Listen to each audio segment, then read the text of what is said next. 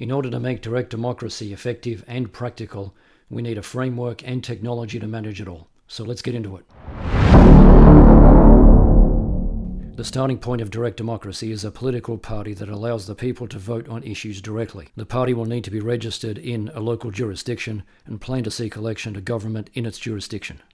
If a party operates in multiple jurisdictions, humans are required to represent the party in each individual jurisdiction. In a representative democracy, these party representatives will vote on behalf of the people, so the people will only have power on election day, and they'll have no power during the term of government. In a direct democracy, the party representatives will just be administrators and vote according to the will of the people. And finally, you'll have registered voters, which we can define as a member of the community that meets the criteria set by local law for being allowed to vote. Now let's talk about how the community can identify issues, develop ideas, and vote on them.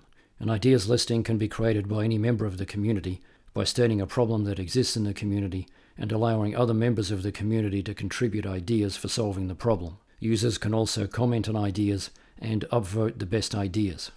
Ideas listings have no formal or legal stature. They're intended to allow the community to identify problems and develop ideas for solving them. You can think of these listings as community brainstorming. It's an opportunity for the community to learn more about problems and potential solutions before formally voting on anything. If the community wants an idea to become a law or policy, a member of the community will need to create a proposition. I'll discuss propositions in a minute. Experts. In order for members of the community to make informed decisions, they'll need input from experts. Any member of the community can request expert status. If expert status is granted, they'll have an E next to their name when they participate in online discussions about any issue. Conveying votes. Conveying a vote means allowing one member of the community to vote on behalf of other members of the community. In order to make direct democracy more practical, members of the community can convey their vote on any proposition to the party leader, an expert, or another member of the community. This gives every member of the community the ability to vote directly on every issue, or convey all of their votes for every issue, or anything in between. This effectively allows voters to participate as if it was a representative democracy, if that's what they want. People that want the power and want to vote directly can have it, and people that don't want the power and prefer to voluntarily delegate their power to a representative can do it. Everybody gets what they want.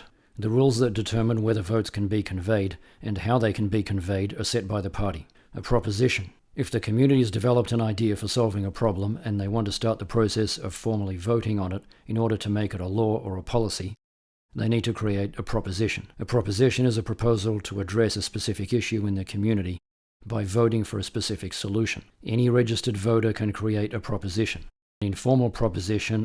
All propositions start as informal propositions by default, meaning that it will not become law or policy if it receives a majority of votes. The purpose of an informal proposition is merely to identify the extent to which the community is interested in or wants to support the proposition. If the informal proposition gains a minimum number of votes in support of the proposition, it will automatically convert to a formal proposition. So a formal proposition is a proposition that will become law or policy if it's approved by the majority of registered voters. An approved proposition is a formal proposition that has won the majority of votes. Ratification. If a formal proposition has been approved, a new law or policy will need to be written. The party leader will provide guidance to the lawyers writing the law or policy, but the final version of the law or policy will need to be ratified, also meaning approved or confirmed by the registered voters, in order to ensure that it matches the intent of the approved proposition. When it comes to leaders and representatives, it's pretty simple. Both leaders and representatives will be elected by the people. Now, in order to make this framework customizable for any local jurisdiction or any local requirements, the party can set its own voter rules. This is an example of some of the most important voter rules. When it comes to voting, what's the minimum number of votes required for an informal proposition to convert to a formal proposition? What's the minimum number of votes required from a formal position to become policy or law? What's the minimum number of votes required for a party leader or representative to be recalled? What's the minimum time frame for voting on all types of propositions? Can users convey votes, yes or no? Who can they convey votes to? Anyone, an expert, or the party leader, or some combination? When it comes to experts, can any user request expert status, yes or no? Expert status can be granted by the party. But if a user believes that they are an expert, but they have been denied expert status, they can post a proposition requesting expert status from the community. This allows the community to override the party. Again, the people always have control.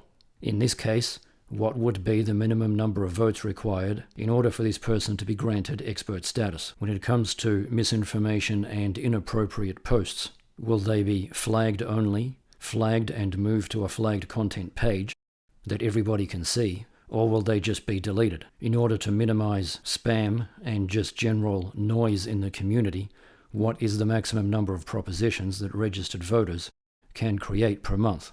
There are many more options. These are just examples to give you an idea of what's possible and how we can make direct democracy effective and practical. The reality is that we've reached a point in time in our evolution where representative democracy no longer serves the will of the people, and technology can solve the problems that made direct democracy impractical. That's why I created One Direct Democracy. It's a movement for upgrading the global democratic system by taking power away from politicians and putting it in the hands of the people by using direct democracy. I've created the technology and a plan for how to make it work. If you're new to all of this, check out the other videos on my channel and the links in the description. Direct democracy is the purest form of democracy. Representative democracy is an outdated, blunt instrument.